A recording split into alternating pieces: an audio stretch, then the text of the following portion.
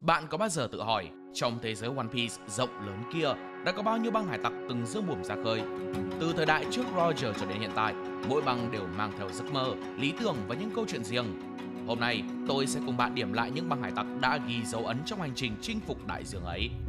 Lưu ý, do số lượng băng hải tặc trong One Piece khá lớn, nên lỡ bọn mình có nhầm, thiếu chỗ nào, mong các bạn thông cảm và góp ý nhẹ nhàng. Thêm nữa, bọn mình không tính những băng chỉ xuất hiện ở movie nhé. Giờ thì bắt đầu thôi. Băng hải tặc Rocks được nhắc đến qua lời kể của Sengoku, được thành lập trên đảo Hachinosu hơn 44 năm trước, là băng hải tặc huyền thoại và mạnh nhất thời bấy giờ, thống trị biển cả trước khi Goldie Roger lên ngôi vua hải tặc. Dưới sự lãnh đạo của Rox D. Xebec, họ trở thành mối đe dọa lớn đối với cả chính phủ thế giới. Rox D. Xebec được coi là đối thủ đầu tiên và đáng gờm nhất của Goldie Roger. Nhưng cách đây 38 năm, họ bị đánh bại tại sự kiện God Valley bởi liên minh giữa Goldie Roger và Monkey D. Cap, dẫn đến sự tan rã của băng. Băng Rocks bao gồm nhiều thành viên nổi bật, trong đó 3 người sau này trở thành tứ hoàng: Edward Newgate, Dâu Trắng, Charlotte Linlin, Big Mom và Kaido. Các thành viên khác đáng chú ý bao gồm Shiki, Captain John, Silver Axe, Ochoku, Buckingham Stussy và Gloriosa. Kaido từng là thực tập sinh trong băng. Tàu của họ với cánh buồm màu tối, chữ Rocks viết bằng màu sáng và đầu tàu được trang trí hình xác chết. Một chiếc tàu khác được mô tả trong hồi tưởng của Kaido có cánh buồm tối màu, ngoại trừ cánh buồm sau cùng, với đuôi tàu trang trí 3 chiếc đèn lồng lớn mang biểu tượng băng. Sau khi băng tàn rã, các cựu thành viên hiếm khi nhắc về thời gian ở băng Rocks và thường sống tách biệt. Chính phủ thế giới đã che giấu nhiều thông tin về băng, khiến danh tiếng của họ dần bị lãng quên qua các thế hệ sau. Băng hải tặc Roger do Goldie Roger dẫn dắt là băng hải tặc duy nhất được ghi nhận đã chinh phục toàn bộ Grand Line và đặt chân đến Laugh Tale, hòn đảo cuối cùng chứa đựng kho báu One Piece. Hoạt động trong gần 3 thập kỷ, họ trở thành biểu tượng của sức mạnh và danh tiếng, từng đối đầu với những đối thủ đáng gờm như Phó Đô đốc Monkey D. Gap và băng Dâu Trắng. Băng Roger sở hữu con tàu Oro Jackson, được chế tạo bởi Tom, sư phụ của Frankie, được làm từ gỗ quý của cây Adam và có thiết kế nổi bật với 3 cột buồm. Cánh buồm đỏ có sọc dọc, biểu tượng băng trên cột buồm trước, và mũi tàu trang trí hình 2 nàng tiên cá cùng một khẩu đại bác. Các thành viên chủ chốt của băng bao gồm Silver Rayleigh, cánh tay phải của Roger, được gọi là vua bóng tối, và Scopper Gaban, cánh tay trái, nổi tiếng với biệt danh kẻ ăn núi. Ngoài ra, băng của bác sĩ Crocus, người từng chăm sóc sức khỏe cho Roger, và Kozuki Oden, samurai từ Wano. Hai thực tập sinh nổi bật là Shanks và Buggy sau này trở thành những hải tặc tầm cỡ. Sau khi Roger giải tán băng, ông ra đầu thú và bị xử tử. Nhưng lời tuyên bố cuối cùng của ông về One Piece đã khơi mào kỷ nguyên hải tặc, khởi đầu cho vô số hải tặc xuất hiện sau này. Băng Dâu Trắng nổi lên như một biểu tượng bất diệt của sức mạnh và tình đồng đội, tình cha con, được dẫn dắt bởi Edward Newgate, hay còn gọi là Dâu Trắng, người được mệnh danh là người đàn ông mạnh nhất thế giới. Băng hải tặc Dâu Trắng là một gia đình khổng lồ, thống trị biển cả với lòng trung thành và danh dự. Họ là một trong tứ hoàng hùng mạnh trước khi tàn rã, để lại di sản sâu đậm trong kỷ nguyên hải tặc. Băng Dâu Trắng hoạt động trên con tàu Moby Dick, một kiệt tác với mũi tàu hình đầu cá voi trắng đặc trưng. Ngoài ra, họ sở hữu nhiều tàu phụ khác, bao gồm 4 chiếc lớn và hàng chục tàu nhỏ hơn, tạo nên một hạm đội đáng sợ. Với cơ cấu tổ chức chặt chẽ, bao gồm 16 đội, mỗi đội do một đội trưởng dẫn dắt. Nổi bật trong số đó có Mako, đội trưởng đội 1, Ace, đội trưởng đội 2. Trước đó, Oden từng ở vị trí này trước khi được Roger chiêu mộ. Các thành viên khác như Jozu, Vista và Touch đều là những chiến binh lão luyện, góp phần xây dựng danh tiếng của băng qua vô số trận chiến. Băng Dâu Trắng không chỉ mạnh về lực lượng mà còn nổi tiếng với lòng nhân ái của Dâu Trắng, người coi các thuyền viên như con cái, tạo nên một mái ấm thực sự trên biển cả. Băng hải tặc Maelstrom Spider được dẫn dắt bởi Squad, hoạt động chủ yếu ở Tân Thế Giới. Hơn 24 năm trước, băng Maelstrom Spider từng bị băng Roger hủy diệt hoàn toàn, chỉ để lại Squad là người sống sót duy nhất. Thảm kịch này khiến Squad chìm trong nỗi đau và hận thù với Goldie Roger, cho đến khi Dâu Trắng giang tay đón nhận, coi anh như con và giúp anh xây dựng lại băng. Từ đống tro tàn, Squad tái lập Maelstrom Spider, biến nó thành một lực lượng đáng gờm, đủ sức tạo dựng danh tiếng ở nửa sau của Grand Line. Băng sở hữu con tàu mang tên Rio Spider, dù chi tiết về hình dáng của nó vẫn chưa được tiết lộ. Ngoài ra còn có một hình xăm hình con nhện có liên quan đến băng hải tặc này. Tên băng hải tặc được lấy theo tên của thuyền trưởng là Whitey Bay. Ta cũng chỉ được biết thông tin về cô, còn thủy thủ đoàn thì không được tiết lộ nhiều. Trước khi thành lập băng hải tặc của riêng mình, Whitey Bay từng là thành viên dưới trướng của băng hải tặc Dâu Trắng.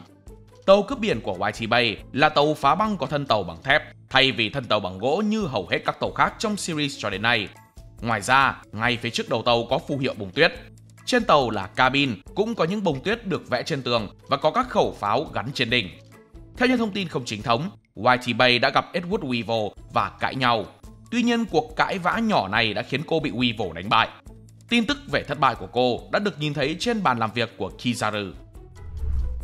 Băng hải tặc Little được chỉ huy bởi Little Oas Jr. và là một người khổng lồ cùng với thủy thủ đoàn, là một nhóm người có kích thước bình thường, bắt chước ngoại hình của anh ta, với hàm răng giả màu vàng, răng nanh lớn và mái tóc dài màu cam. Little Jedi là tàu chính của băng Little. Đây là một con tàu lớn, rộng với hình đầu tàu giống hệt như cờ hiệu của thủy thủ đoàn. Không có nhiều thông tin về băng hải tặc này, chỉ biết vào một thời điểm nào đó trong quá khứ, Doma và thủy thủ đoàn của anh ta đã đầu hàng Ace sau khi anh ta đánh bại họ. Ngoài những cái tên đã kể, Liên minh Dâu Trắng còn có thêm 39 băng hải tặc khác như Mackay, Decal Van Brothers, Elmi, Ramba, AO, Delacroix, Zodia, Palms, Bizarre, Kama, Blondie, Paulik, Hangan, Arthur, Amadop, Choi, Bagali, Alem, Bru, Broca, Noscow, Rush, Zuka, Axili, Julius, Great Michael, Vitan, Kechach, Ninth, Riforte, Kans, Kolkon, Happy Gun, For Lips, Sleepy. Dù con số 43 băng trong hạm đội Dâu Trắng đã được nhắc đến, vẫn còn nhiều cái tên chưa từng được tiết lộ, khiến bức tranh toàn cảnh về liên minh này trở nên mơ hồ. Nhưng họ đã tạo nên một liên minh đa dạng và hùng hậu. Chính sự kết hợp của hơn 40 băng lớn nhỏ từ tân thế giới đã biến liên minh Dâu Trắng thành một thế lực đáng gờm, khiến cả chính phủ thế giới phải kiêng nể và để lại dấu ấn mạnh mẽ trong kỷ nguyên hải tặc. Tuy nhiên, thông tin về toàn bộ liên minh không rõ ràng nên tôi cũng không thể liệt kê hết được. So với liên minh Dâu Trắng với hơn 40 băng lớn nhỏ, băng tóc đỏ lại gây ấn tượng bởi sự tinh gọn và sức mạnh cân bằng. Dẫn đầu bởi Shanks tóc đỏ, một tứ hoàng của tân thế giới, là băng thứ hai xuất hiện trong anime ngay sau băng Alvida. Băng tóc đỏ quy tụ những thành viên xuất sắc, tạo nên một đội hình đáng gờm. Shanks với haki bá vương mạnh mẽ có thể khiến kẻ thù khiếp sợ chỉ bằng ánh mắt. Bên cạnh ông là Ben Beckman, phó thuyền trưởng, người đóng vai trò chiến lược quan trọng. Những đội trưởng cấp cao khác như Yasop, một tay súng cử khôi và là cha của Usopp, hay Lucky Rowe, người từng vô tình mang trái Gomu Gomu no Mi đến cho Luffy, đều góp phần làm nên danh tiếng của băng. Điểm đặc biệt, không ai trong băng sử dụng trái ác quỷ, nhưng kỹ năng haki của họ được xem là hàng đầu. Họ hoạt động trên con tàu Red Force, nổi bật với mũi tàu hình rồng đỏ hùng tợn và cột buồm mang cờ hiệu. Hộp sọ với hai thanh kiếm chéo cùng vết sẹo 3 đường trên mắt trái là dấu ấn của Shanks. Red Hair Pirates, băng tóc đỏ, kiểm soát nhiều vùng lãnh thổ như đảo Gatel và Shanks luôn bảo vệ chúng nghiêm khắc, không khoan nhượng với kẻ dám xúc phạm lá cờ của mình. Theo Commodore Brand New, người đưa ra số tiền truy nã cho hải tặc, đây là băng hải tặc cân bằng nhất, gần như không có điểm yếu, được hải quân xếp vào nhóm mạnh nhất thế giới. Dù có băng hải tặc khác cùng liên minh, nhưng các băng này khá yếu và sống sót nhờ vào sự bảo vệ của Shanks. Một số băng trong đó như Oil, Social Club, Bourgeois, Paddle, Night Butterfly, ngay như tên của một hộp đêm hạng sang hơn là tàu hải tặc. Chắc băng tóc đỏ mở quán bar di động rồi tranh thủ đi đại hải trình luôn cho tiện hay sao ấy chứ. Trước đây, băng hải tặc này từng được thành lập và dẫn dắt bởi Sasaki. Vào một thời điểm chưa xác định, Sasaki đã gia nhập băng bách thú dưới trướng Kaido, trở thành một trong những Toby Roppo và chỉ huy sư đoàn thiết giáp của thủy thủ đoàn. Từ đó, tung tích của băng hải tặc do ông sáng lập không còn được nhắc đến và số phận của họ vẫn là một ẩn số. Với việc xuất thân từ Grand Line lại từng được dẫn dắt bởi một người sau này trở thành thành viên chủ chốt trong băng của một tứ hoàng, có thể hình dung rằng băng hải tặc Sasaki không phải là một nhóm hải tặc tầm thường. Một băng hải tặc đến từ West Blue, mang phong cách ông trùm, dẫn đầu bởi Capone Beji, một hải tặc thuộc thế hệ tồi tệ nhất. Băng từng xuất hiện tại Sabaody cách đây 2 năm, cùng thời với băng Mũ Rơm, nhanh chóng tạo dựng tên tuổi trên Grand Line. Sau time skip, băng Fire Tank gia nhập băng Big Mom với ý định ám sát bà. Nhờ tạo được lòng tin nên đã được Big Mom phong cho Beji vị trí Rook, một vai trò quan trọng, chịu trách nhiệm bảo vệ Tea Party, sự kiện lớn nhất tại Totoland. Nhờ năng lực Shiro no Mi, Beji có thể biến cơ thể thành một pháo đài sống, ẩn giấu cả đội quân bên trong để tung đòn bất ngờ. Phong cách chiến đấu của băng thường dựa vào yếu tố bất ngờ. Các thành viên ẩn nấp trong người Beji, sau đó bao vây kẻ thù một cách nhanh chóng, đúng với kiểu của mafia. Băng chiến binh khổng lồ mới, một nhóm hải tặc nhỏ nhưng đầy tiềm năng dưới trướng băng mũ rơm, được dẫn dắt bởi Harudin, một gã khổng lồ từ Elbaf với ước mơ hồi sinh băng chiến binh khổng lồ huyền thoại. Băng này chỉ có 5 thành viên, đều là người khổng lồ, từng làm lính đánh thuê cho Buggy's Delivery, nhưng về sau họ từ chức và bị Buggy đưa vào danh sách đen. Con tàu của họ Nakfa mang dáng dấp Viking với đầu bò trên mũi tàu, được trang trí bằng lông vũ và những tấm khiên gỗ dọc mạn tàu. Dù mang danh chiến binh, băng này vẫn chưa thực sự tạo được dấu ấn lớn. Băng hải tặc Golden Lion do Shiki Sư Tử Vàng lãnh đạo, từng là thành viên của băng Rocks huyền thoại, là một trong những hải tặc khét tiếng nhất, từng đối đầu với các huyền thoại như Goldie Roger, Dâu Trắng, Phó Đô đốc Garp và Đô đốc Sengoku. Ông còn ghi dấu ấn khi trở thành người đầu tiên trốn thoát khỏi Impel Down sau khi đơn thương độc mã tấn công Marineford. Họ nổi bật với đội tàu hùng hậu, từng thống trị Grand Line cách đây 25 năm, từng là đối thủ đáng gờm của băng Roger với trận chiến Edward lịch sử cách đây 27 năm, nơi họ suýt áp đảo đối thủ trước khi bị cơn bão làm tổn thất nửa hạm đội. Biểu tượng của băng là hình đầu lâu trắng với bờm vàng giống Shiki, phía sau là bánh lái, phản ánh vết thương đặc trưng của thuyền trưởng, một bánh lái găm vào đầu sau trận Edward. Con tàu của họ khá độc đáo với khối đất nổi được giữ trên không bởi năng lực của Shiki, với các cây cao làm cột buồm và mái chèo giả hai bên. Sau khi Shiki trốn thoát khỏi Impel Down, băng Golden Lion bắt đầu hoạt động kín đáo. Shiki rút về Merville, nơi tiến sĩ Indigo phát triển SIQ, một loại thuốc biến động vật thành quái thú khổng lồ, tạo nên một đạo quân đột biến để chuẩn bị kế hoạch thống trị thế giới. Nhưng cuối cùng lại bị não cao su phá tan kế hoạch 20 năm. Các thành viên chủ chốt bao gồm Indigo, bác sĩ kiêm nhà khoa học, Scarlet, một con khỉ đột. Dưới sự dẫn dắt của Dee Sparrows, băng hải tặc này từng chiếm được trái OPOP Nomi, một trong những trái ác quỷ hiếm và giá trị bậc nhất. Tham vọng không nhỏ, họ lên kế hoạch bán nó lại cho hải quân với mức giá lên tới 5 tỷ belly. Nhưng cuộc chơi lớn thường không dễ dàng. Kế hoạch của họ nhanh chóng bị băng Don Quixote phát hiện. Không để ai ngáng đường, Doflamingo ra tay tàn độc, xóa sổ cả băng Barrows để cướp lấy trái ác quỷ quý giá ấy về tay mình.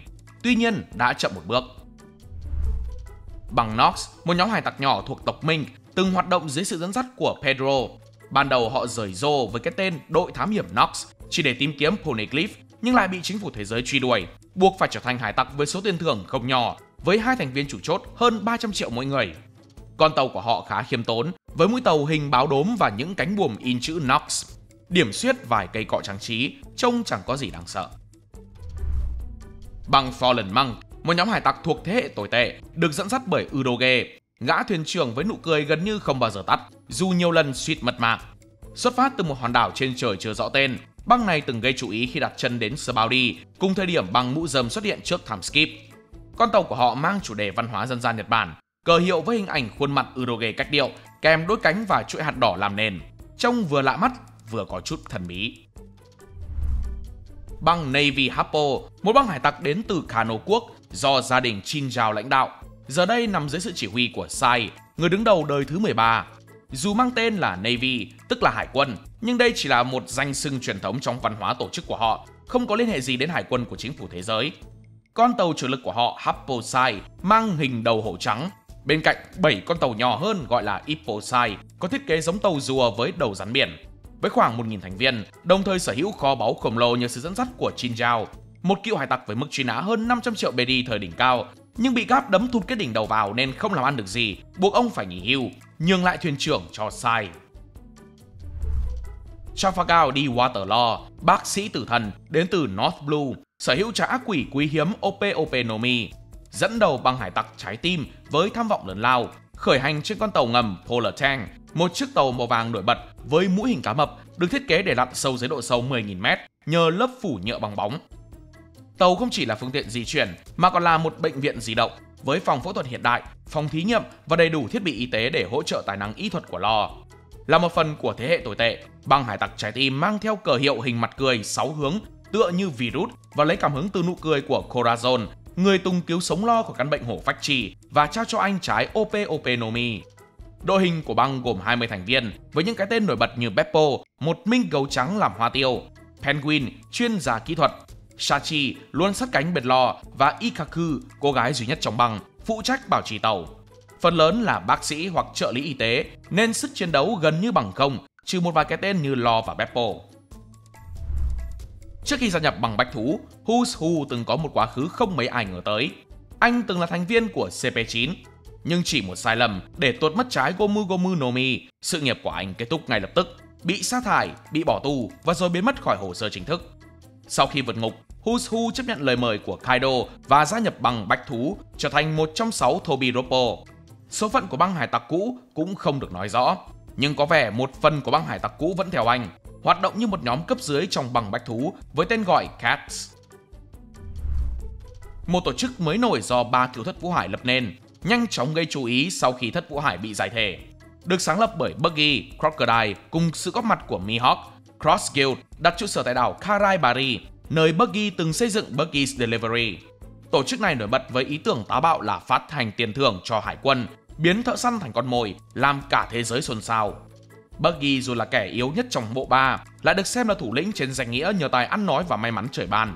Nhưng thực tế, Crocodile và Mihawk mới là những ông trùm thực sự. Biểu tượng của Cross Guild là hình đầu lâu hề với 2 thanh kiếm chéo đặt trong một lều gánh xiếc, vừa mang nét hài hước của Buggy, vừa toát lên sự sắc bén của Mihawk. Dù đầy tiềm năng, Cross Guild lại không thiếu mâu thuẫn nội bộ, khi Buggy thường xuyên bị Crocodile và Mihawk răn mặt vì sự bất tài. Thành lập băng hải tặc vì quá đẹp trai, Cavendish, hoàng tử của vương quốc Bourgeois, bị lưu đày vì quá nổi tiếng đến mức phụ nữ ở vương quốc từ chối kết hôn chỉ để ngắm anh. Mang theo 500 triệu belly và 74 thủy thủ đoàn, tính cả con bạch mã Faroon của anh, trên con tàu Sleeping White Horse of the Forest. Tiến vào tân thế giới, Cavendish bị thế hệ tồi tệ làm lu mờ, khiến anh ôm hận và tham gia đấu trường Corrida tại Dressrosa để giành trái Mera Mera no Mi, nhưng thua ngay từ vòng gửi xe và bị biến thành đồ chơi. Nhờ God Usopp giải cứu, anh bỏ qua thù hận, hợp sức đánh bại Doflamingo và sau đó thề trung thành với Luffy. Băng Dầu Hồng, một băng hải tặc nhỏ dưới trướng băng Dầu Đen, dẫn đầu bởi Peachbeard hay Dầu Hồng, một gã cao gầy với bộ râu hồng nổi bật. Băng thường lợi dụng danh tiếng của tứ hoàng Dầu Đen để đe dọa đối thủ. Con tàu của băng Dầu Hồng được trang trí với nhiều chi tiết hình quả đào trên cột buồm và đuôi tàu, thể hiện phong cách của thuyền trưởng. Biểu tượng băng là hình của một con chim lớn hoặc có thể là một con gà. Với đám thuộc hạ ở thế hệ cợt nhà thì chúng bỏ rơi cả thuyền trưởng khi hoạn nạn để lo lấy thân mình, nhưng chẳng ai thoát được. Còn thuyền trưởng thì bị dân chúng ở Lulusia đổi lấy tiền thưởng. Trong 10 năm, vương quốc Dressrosa rơi vào tay băng Don Quixote, một thế lực hải tặc khét tiếng tại thần thế giới do Don Quixote Doflamingo đứng đầu. Kẻ từng là Thiên Long Nhân, ngoài ra Doflamingo cũng là cựu thất vũ hải với mức truy nã 340 triệu berry trước khi gia nhập hàng ngũ này. Doflamingo đã thao túng Dressrosa bằng cách điều khiển vua Riku tấn công dân chúng, sau đó giả vờ làm anh hùng để chiếm ngai vàng. Hắn dùng trái Ito Ito no Mi để tạo tơ thép, vừa tấn công từ xa, vừa kiểm soát người khác như con rối và sở hữu cả 3 loại haki, bao gồm cả haki bá vương hiếm có.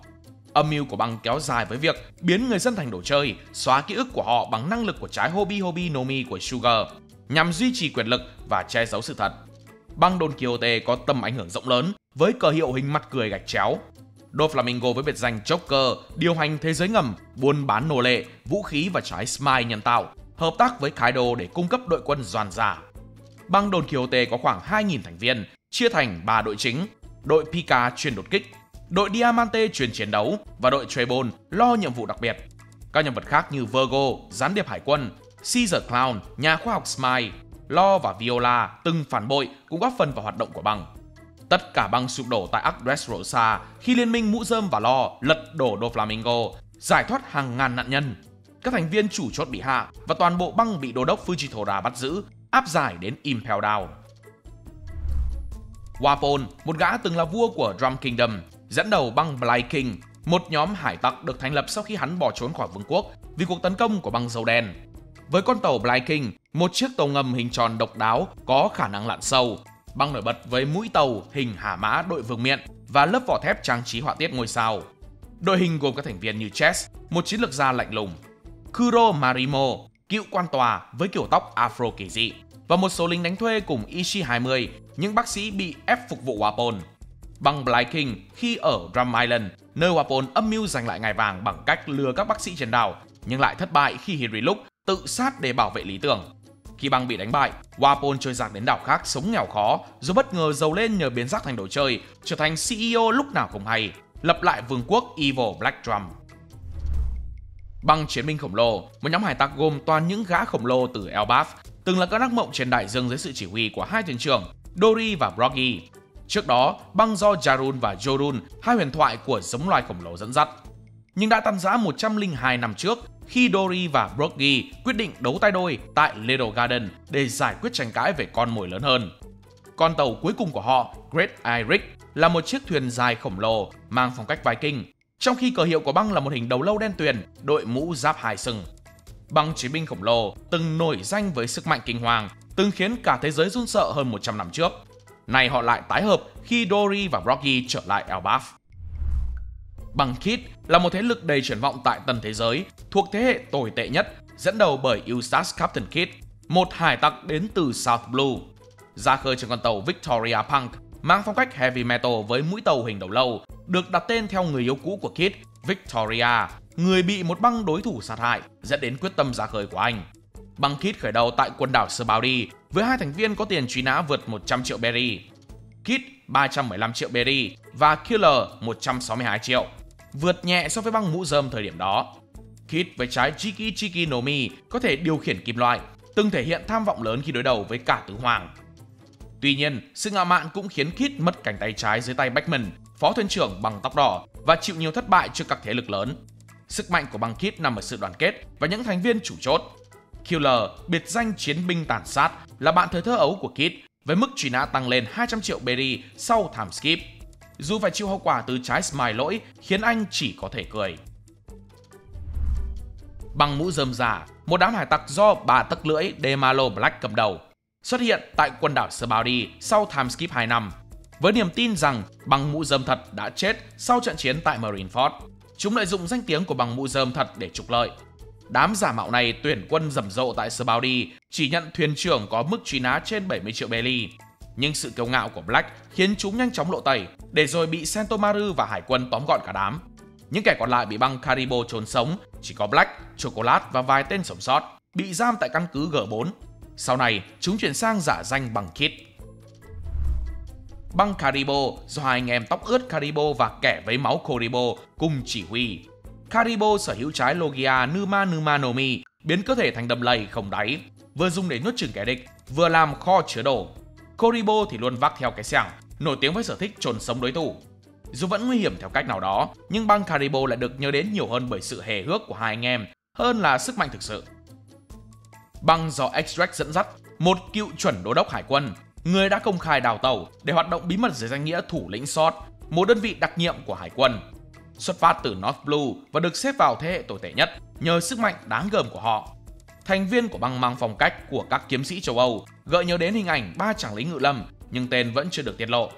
Con tàu của họ, Liberal Hind, vốn là một tàu chiến hải quân được cải tiến với màu sắc đảo ngược. Tàu này được cho là đã thuộc về X-Rex từ thời còn trong hải quân. Trong 2 năm time skip, băng hải tặc Drake từng gia nhập băng bách thú dưới trướng Kaido, với X-Rex trở thành một trong 6 thành viên mạnh nhất của Toby Roppo. Nhưng về sau lại chuyển sang liên minh với liên minh ninja hải tặc Ming Samurai để chống lại Kaido tại Onigashima. Băng Alvida, một nhóm hải tặc nhỏ bé tại East Blue, dẫn đầu bởi Alvida, một nữ thuyền trưởng tự xưng là mỹ nhân đẹp nhất đại dương. Thì cũng xinh. Ý tôi là sau khi ăn trái Sube Sube no Mi. Alvida với tính cách độc đoán và tự luyến, thường ép buộc thủy thủ đoàn lau chùi tàu sạch bóng, sẵn sàng dùng cây chùy sắt khổng lồ trừng phạt bất kỳ ai dám làm trái ý hoặc không khen cô là mỹ nhân đẹp nhất. Về sau, Alvida ăn trái Sube Sube no Mi, trở nên thon gọn và xinh đẹp hơn, rồi liên minh với băng Buggy, hình thành liên minh Buggy và Alvida, sau này phát triển thành tổ chức Buggy's Delivery. Băng Buggy được dẫn đầu bởi tên hề Buggy, một cựu thủy thủ trên tàu của Goldie Roger, người từng chứng kiến kho báu One Piece nhưng lại chọn lối đi riêng. Với năng lực trái Bara Bara no Mi, Buggy có thể tách rời cơ thể và điều khiển các bộ phận bay lượn, kết hợp với sở trường dùng dao và pháo để tạo ra những đòn tấn công bất ngờ. Băng khởi đầu tại Orange Town, nơi Buggy và thủy thủ đoàn gieo rắc nỗi sợ hãi bằng cách cướp bóc và phá hủy thị trấn chỉ để tổ chức tiệc tùng. Sức mạnh của băng tăng vọt khi Buggy trở thành thất vũ hải sau time skip, nhờ danh tiếng và sự hiểu lầm của thế giới rằng hắn là một huyền thoại ngang hàng với các thủy thủ của Roger. Điều này giúp băng thu nạp thêm nhiều thành viên từ Impel Down, bao gồm các tù nhân khét tiếng, và mở rộng thành tổ chức Buggy's Delivery. Tiếp tục công việc ăn không ngồi rồi của mình, thì Buggy leo thẳng lên chức tứ hoàng nhờ miệng lưỡi thiên hạ. Một băng hải tặc đầy tham vọng, nhưng luôn sống trong ánh hào quang giả tạo, nhưng nó hề. Đúng là thánh nhân đãi kẻ khủ khờ. 10 năm trước khi anh xuất hiện, Cricket và phi hành đoàn của anh đã tình cờ đi qua Jaya, hòn đảo mà Nolan, tổ tiên của Cricket, được cho là đã tìm thấy thành phố vàng. Đứng trên mũi đất nơi được cho là thành phố vàng, Cricket quyết định tìm hiểu xem liệu có thành phố huyền thoại mà Nolan đã tìm thấy hay không. Tuy nhiên, phi hành đoàn của anh không đồng ý với quyết định của anh và để anh một mình trên đảo. Bị bỏ lại một mình, Cricket quyết định sống trong một ngôi nhà gần mũi đất và bắt đầu lặn một mình xuống vùng nước bao quanh Jaya để tìm kiếm thành phố vàng. Về sau, ông là lãnh đạo của liên minh Saruyama, thành lập giữa 3 thuyền trưởng cướp biển, gồm thêm 2 băng nữa là băng hải tặc Masira, một nhóm thợ săn kho báu và là thợ cứu hộ tàu đắm.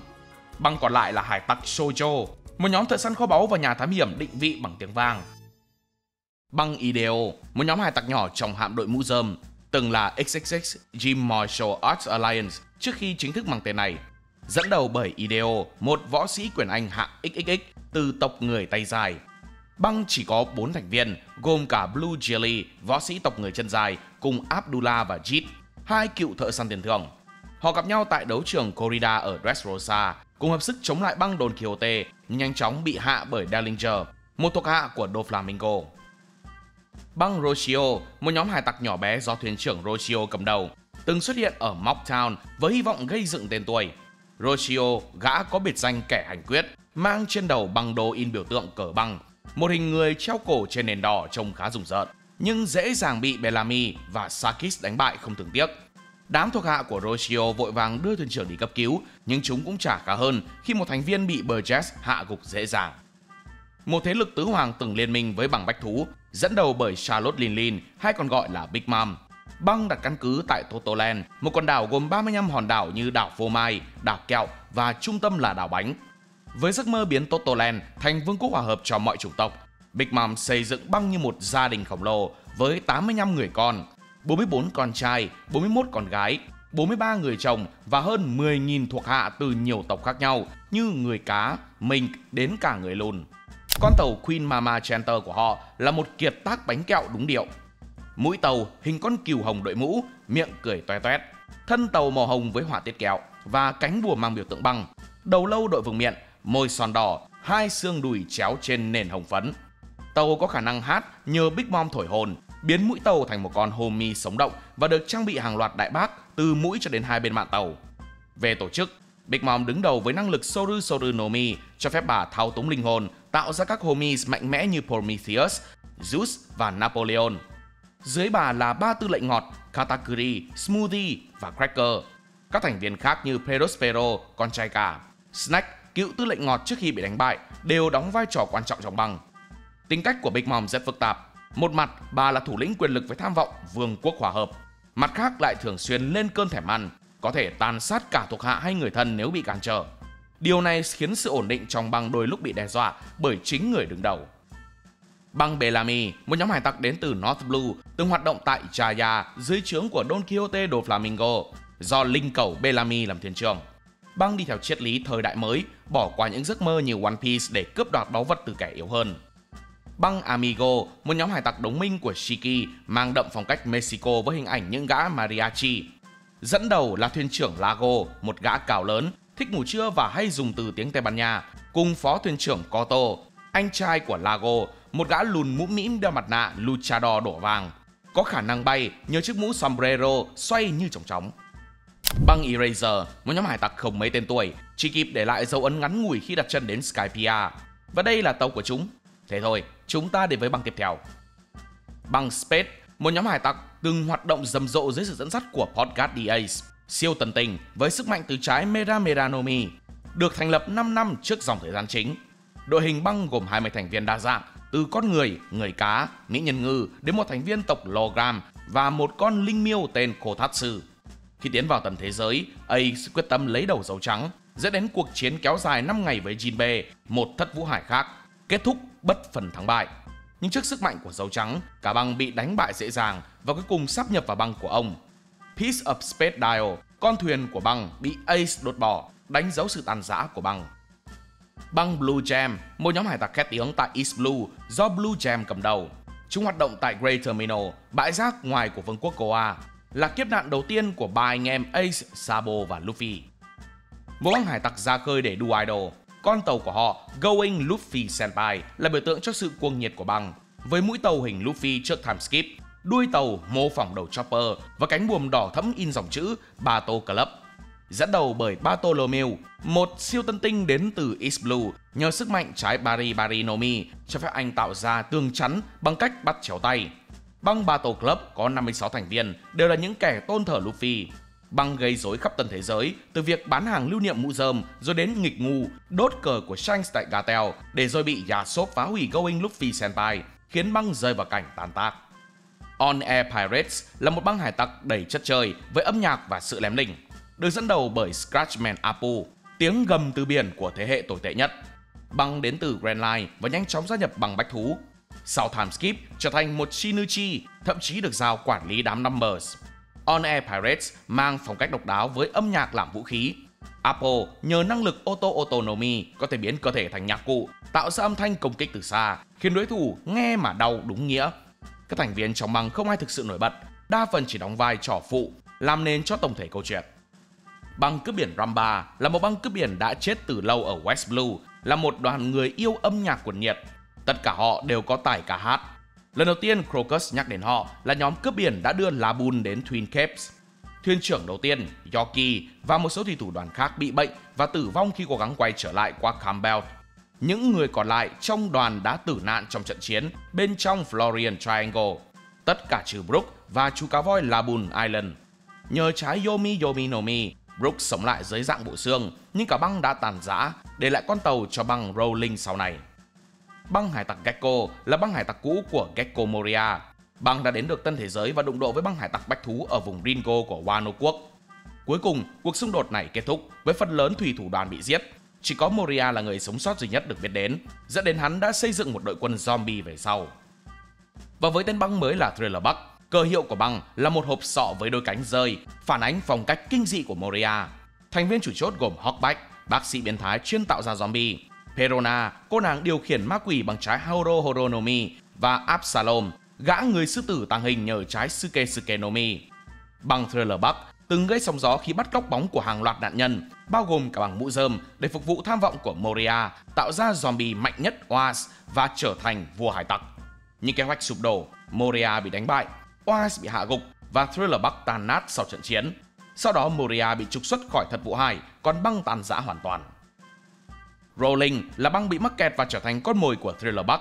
Dưới sự dẫn dắt của Charlotte Lola, con gái thứ 23 của gia đình Charlotte, băng này đến từ tân thế giới nhưng không đủ sức chống lại thật vụ hải Gecko Moria. Họ bị Moria cướp mất bóng, buộc phải sống trong nỗi sợ ánh sáng mặt trời, ẩn nấp trong rừng và gia nhập hội nạn nhân Thriller Bug. Băng mèo đen xuất thân từ East Blue, từng do thuyền trưởng Kuro trầm kế dẫn dắt. Sau đó là Django. Chúng có chủ đề mèo, Kuro dùng móng vuốt, Django mang phong cách nhân sư, còn Nia Band Brothers, Sham và Bucci là vệ sĩ tàu với găng tay móng vuốt. Băng hải tặc Creek với lực lượng lên đến 5.000 người và sở hữu 50 tàu chiến. Băng này từng được xem là một đội quân hùng mạnh nhất East Blue, chủ yếu dựa vào số lượng áp đảo và kho vũ khí hiện đại. Tuy nhiên, sức mạnh thực sự của băng không đến từ kỹ năng cá nhân, mà chủ yếu dựa vào chiến thuật đánh lén và vũ khí hủy diệt. Lần đầu bị thất bại thảm hại là khi bị thất vũ hải Draku Hawkeyes Mihawk tấn công, khiến phần lớn hạm đội bị tiêu diệt. Sau đó, Creek nhắm đến nhà hàng nổi Baratai để chiếm đoạt làm căn cứ mới. Tuy nhiên, kế hoạch này bị phá hỏng khi bị Luffy đánh bại. Băng mặt trời, một nhóm hải tặc toàn người cá, ban đầu do Fisher Tiger, một huyền thoại của giống loài thành lập. Họ hoạt động tại đảo người cá, tập hợp những nô lệ được Tiger giải phóng từ Madija, mang cờ hiệu hình mặt trời đỏ, biểu tượng thay thế dấu hiệu nô lệ của Thiên Long Nhân. Sau lần Fisher Tiger bị dân làng phản bội khi bí mật báo tin cho hải quân phục kích, ông bị thương nặng nhưng từ chối truyền máu của con người nên không qua khỏi. Từ đó băng mặt trời chia ra 3 phe theo 3 con đường riêng. Jinbe tiếp quản vị trí thuyền trưởng, dẫn dắt băng với mục tiêu bảo vệ đảo người cá và đấu tranh cho sự bình đẳng giữa loài người và người cá. Để bảo vệ quê hương trước các mối nguy từ tân thế giới, Jinbe đưa ra một quyết định táo bạo, gia nhập liên minh với băng Big Mom, chấp nhận trở thành thuộc hạ của Big Mom để đổi lấy sự bảo vệ từ một tứ hoàng. Jinbe với sức mạnh của người cá và khả năng chiến đấu vượt trội đã lãnh đạo băng mặt trời qua nhiều thử thách, giữ vững tinh thần của các thành viên trước áp lực từ Big Mom. Dù liên minh mang lại sự an toàn tạm thời, nó cũng khiến băng phải đối mặt với những nhiệm vụ nguy hiểm dưới sự sai khiến của tứ hoàng, một cái giá không hề rẻ cho sự yên bình của đảo người cá. Băng hải tặc A Long được tách ra sau khi băng mặt trời tan rã. hoạt động tại East Blue, đặt đại bản doanh tại Along Park ở làng Kokoyashi. Chúng khủng bố làng, áp bức dân chúng để xây dựng đế chế của riêng mình, với mục tiêu thống trị loài người. Along giết mẹ của Nami, ép cô làm việc cho hắn, nhưng cuối cùng bị Luffy đánh bại tại Along Park. Sau trận chiến, băng tàn rã, các thành viên bị hải quân bắt giam, trừ Hatchan trốn thoát. Băng hải tặc Macro, đừng nghe nhầm đấy, là Macro không phải là Mako, là ông này. Ban đầu là một phần của băng hải tặc mặt trời, nhưng sau này được chia thành 3 phe phái: băng của Jinbe, băng hải tặc Along và băng hải tặc Macro.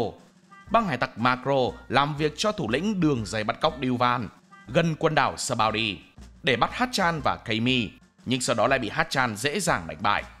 Băng Dâu Đen, một thế lực tứ hoàng mới nổi, dẫn đầu bởi Marshall D. Teach, hay còn gọi là Dâu Đen. Băng khởi đầu từ một nhóm nhỏ tại Mocktown trên đảo Jaya, nhưng nhanh chóng vươn lên sau khi Teach gia nhập băng Dâu Trắng. Tại đây, hắn giết Thatch, chỉ huy đội 4 để cướp trái Yami Yami no Mi, rồi đào tẩu cùng vài thuộc hạ thân tín. Đỉnh điểm là tại Marineford, Teach cướp trái Gura Gura no Mi của tử Dâu Trắng, trở thành người đầu tiên sở hữu 2 trái ác quỷ, giúp băng chính thức lên ngôi tử hoàng. Họ đặt căn cứ tại Hachinosu hay đảo hải tặc, nơi từng là hang ổ của băng Rocks, nổi tiếng với hệ thống truy nã ngược, nơi hải tặc có thể kiếm tiền thưởng bằng cách tiêu diệt đối địch. Băng Dâu Đen do Teach lãnh đạo, một kẻ nguy hiểm và đầy toan tính, là hải tặc đầu tiên sở hữu 2 trái ác quỷ. Dưới trướng hắn là những thành viên đến từ nhiều tầng lớp đen tối nhất của thế giới, từ ngục tối Impel Down, hàng ngũ tội phạm truy nã gắt gao, cho đến những kẻ từng là cựu giám ngục Impel Down. Đặc biệt là có sự góp mặt của Kuzan, cựu đô đốc hải quân, càng khiến đội hình này trở nên khó lường và đáng gờm hơn bao giờ hết. Biểu tượng của họ là 3 hộp sọ với 3 bộ râu đặt trên 2 xương đùi chéo, thể hiện phong cách đen tối đặc trưng của Dâu Đen. Biết đâu đây lại là ẩn ý Teach có thể là 3 người trong một cơ thể, theo như một trong những giả thuyết lâu đời và thú vị nhất trong cộng đồng fan.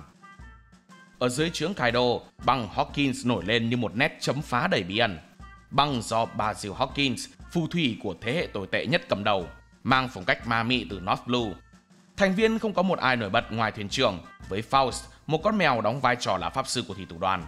Sau time skip, trở thành một Shinichi dưới trướng Kaido, hoạt động tại Wano quốc. Gọi Hawkins là ông thầy bói vì khả năng tiên đoán từ Wara Wara no Mi, nhưng gã cũng không ngại lăn xả vào mấy nhiệm vụ căng thẳng. Tại Wano, băng được giao truy lùng Luffy và Zoro ở Kuri, rồi đụng độ Lo tại Bakura Town. Băng hải tặc người cá mới do Hody Jones dẫn đầu là một nhóm hải tặc tại đảo người cá, gồm chủ yếu là những người cá cùng một số mỹ nhân ngư, thú biển và nô lệ con người. Chúng kế thừa tư tưởng của A Long, căm ghét loài người và muốn chứng minh người cá là giống loài vượt trội. Hody, một gã người cá trắng xám, lãnh đạo băng với tham vọng lật đổ vương quốc Ryugu và tiêu diệt loài người. Băng có các đội chuyên biệt như đội pháo kích, đội mai rùa sắt và đội độc chết người, nhưng sức mạnh của chúng phụ thuộc nhiều vào chơi đồ, thuốc Energy Steroid, thứ giúp chúng áp đảo các hoàng tử Ryugu trong trận chiến tại quảng trường Gion Kode. Băng người cá mới từng gây sóng gió khi liên minh với băng hải tặc Bay, âm mưu chiếm đảo người cá và dùng Shirahoshi làm con tin, nhưng tham vọng của chúng sụp đổ khi đối đầu với băng mũi rơm. Băng hải tặc Bay là một nhóm cướp biển do Vanderdecken đệ cửu cầm đầu, từng lang thang giữa đáy đại dương và gieo rắc nỗi sợ hãi cho cư dân đảo người cá. Tên băng được lấy cảm hứng theo con tàu huyền thoại người Hà Lan Bay, chiến hạm được truyền qua 9 đời thuyền trưởng trong dòng họ Vanderdecken. Trước thời điểm hỗn loạn tại đảo người cá, Decken đã liên minh với băng hải tặc người cá mới, nhưng mối quan hệ nhanh chóng sụp đổ khi hai bên phản bội lẫn nhau. Sau khi Vanderdecken bị bắt giữ và giam giữ, số phận của băng hải tặc Bay trở nên mơ hồ. Một nhóm hải tặc tí hon thuộc tộc Tontata là đội thứ 5 trong hạm đội mũ rơm do Leo làm thuyền trưởng. Hoạt động tại Dressrosa, băng có hơn 200 thành viên, tất cả đều là người lùn với tốc độ và sức mạnh vượt trội. Nổi bật với khả năng may vá nhờ trái Nui Nui no Mi của Leo, cho phép anh khâu mọi thứ một cách thần tốc. Nhờ sự hỗ trợ của Usopp, họ đã thề trung thành với Luffy và gia nhập hạm đội mũ rơm. Băng Yonta Maria, một hạm đội hùng mạnh với 56 con tàu và 4.300 thành viên, do Olympus, một cựu nhà thám hiểm từ Standing Kingdom chỉ huy. Đây là đội thứ 7 trong hạm đội mũ rơm, gia nhập sau khi hỗ trợ Luffy đánh bại Doflamingo ở Dressrosa.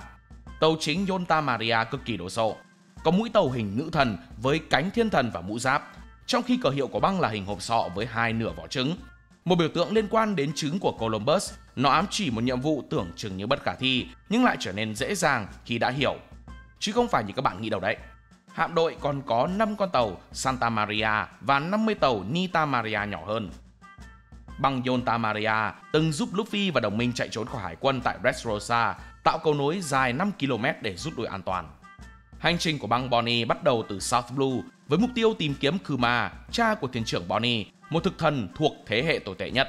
Họ xuất hiện tại quần đảo Sabaody cùng thời điểm với băng mũi rơm, gây chú ý khi Bonnie ngăn Zoro tấn công một thiên long nhân bằng sức mạnh của trái Tochi no Mi để có thể biến mình thành trẻ con. Băng Foxy, một nhóm hải tặc đông đảo với hơn 500 thành viên do cáo bạc Foxy làm thuyền trưởng, hoạt động chủ yếu tại Long Ring Longland, băng nổi tiếng với trò chơi Davy Bach, dùng để cướp thành viên từ các băng khác. Foxy sở hữu trái Noro no Mi, cho phép bắn chùm sáng làm chậm đối thủ trong 30 giây, một lợi thế lớn trong các trận đấu. Con tàu Sexy Foxy được thiết kế như một pháo đài nổi với vô số cạm bẫy để phục vụ trò chơi theo ý chúng. Còn đây là kết quả khi đối đầu với nhân vật chính. Khi thua trận, băng mất đi lá cờ và con ngựa chiến Hamburg, phải tự vẽ lại cờ hiệu theo yêu cầu của Luffy. Băng hải tặc Fang Thốt, một băng đến từ thiên đường, nhưng những người trời này hơi sa ngã khi mất hết tất cả từ cờ, người lái, hoa tiêu hay thậm chí là thuyền trưởng sau khi chơi trò Davy Bach của băng Foxy. Nhìn mặt là biết uy tín rồi. Một băng hải tặc với biểu tượng là một con vịt đội mũ đầu bếp và dao dĩa, là băng hải tặc của Jeff Chân Đỏ.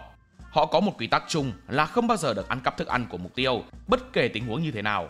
Phi hành đoàn đã được thành lập cách đây hơn 22 năm. Jeff mơ ước tìm thấy All Blue, mặc dù phần còn lại của phi hành đoàn không tin vào điều đó. Sau khi thủy thủ đoàn tan rã, Jeff đã mở Baratai, một nhà hàng trên biển, nói lên giấc mơ của chính mình. Băng Bách Thú là một đế chế cướp biển khổng lồ, từng gieo sắc nỗi kinh hoàng khắp tân thế giới. Dẫn đầu bởi Kaido, tứ hoàng được mệnh danh sinh vật mạnh nhất thế giới.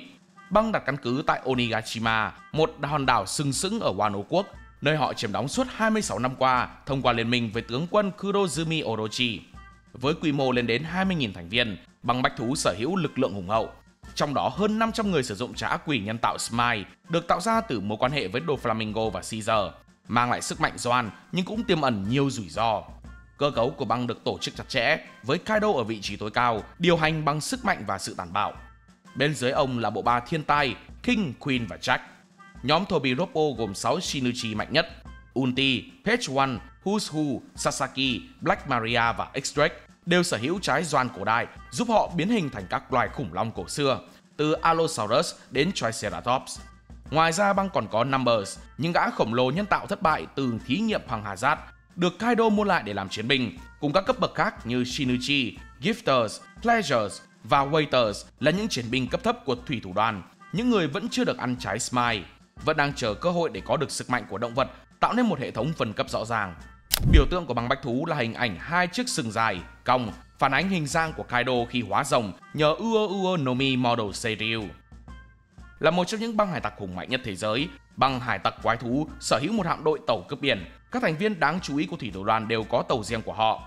Băng từng liên minh với Big Mom trong lễ hội lửa tại Onigashima với tham vọng biến Wano thành thiên đường cướp biển, đồng thời chuẩn bị cho cuộc chiến tranh thế giới nhằm tìm kiếm vũ khí cổ đại và One Piece. Tuy nhiên, đế chế của băng Bách Thú sụp đổ trong cuộc đột kích tại Onigashima khi liên minh ninja hải tặc Minh Samurai dẫn đầu bởi Luffy, Law và Kid phát động tấn công. Kaido bị Luffy đánh bại sau trận chiến ác liệt. Big Mom cũng bị Law và Kid gạ gục, trong khi Orochi bị giết chết.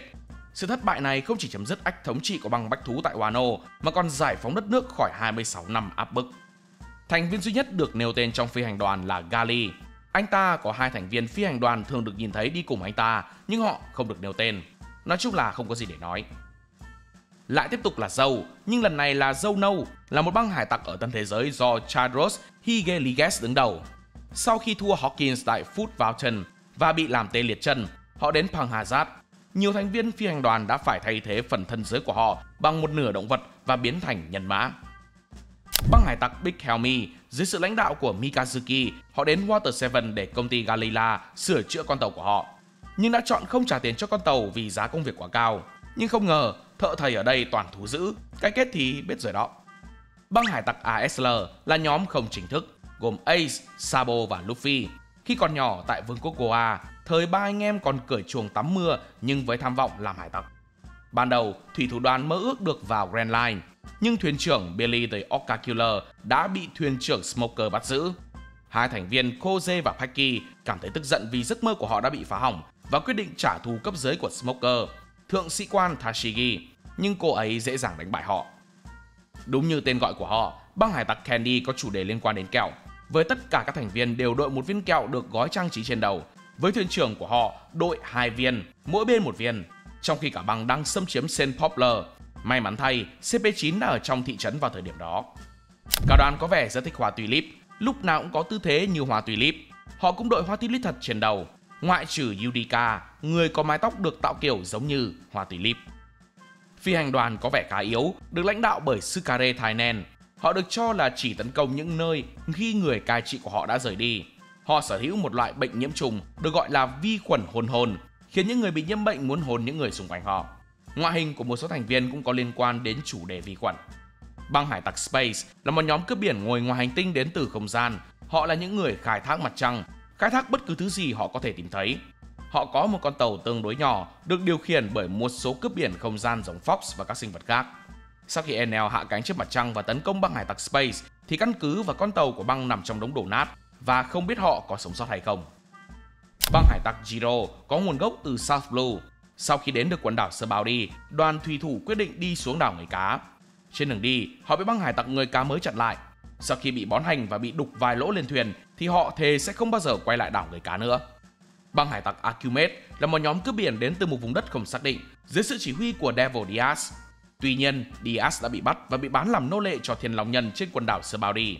Diaz cuối cùng cũng đã cố gắng trốn thoát, chỉ để quả bom trong còng cổ của anh ta phát nổ. Băng hải tặc Kuja, một thế lực đáng chú ý đến từ Combat, là nhóm hải tặc toàn nữ của bộ tộc Kuja, sinh sống trên đảo Amazon Lily, nơi chỉ có phụ nữ và cấm đàn ông bén mảng. Dẫn đầu bởi Boa Hancock, nữ vương hải tặc, một thất vũ hải với biệt danh công chúa rắn và nhan sắc khiến bất kỳ ai cũng phải mê mẩn. Hancock nhờ trái Mero Mero no Mi có thể hóa đá bất kỳ ai bị thu hút bởi cô, từ kẻ thù đến đồng minh, và sở hữu cả 3 loại haki, đặc biệt là haki bá vương hiếm có. Cùng cô là hai em gái Boa Sandersonia và Boa Marigold, cũng là những chiến binh mạnh mẽ với trái doan rắn. Con tàu của băng Kuja Perfume Yuda được kéo bởi hai con rắn biển khổng lồ với thân tàu đỏ rực, được trang trí bằng những họa tiết hoa văn tinh xảo, phản ánh phong cách của Amazon Lily. Cờ hiệu của băng là hình mặt trời với 9 con rắn bao quanh. Băng có khoảng 50 thành viên, đều là những nữ chiến binh thành thạo haki, từ haki vũ trang để tăng cường sức mạnh mũi tên đến haki quan sát để phát hiện kẻ thù từ xa. Là một trong những băng góp phần lớn thúc đẩy sức mạnh cho Luffy trong suốt 2 năm time skip, khi họ cung cấp thức ăn và chỗ luyện tập cho cậu.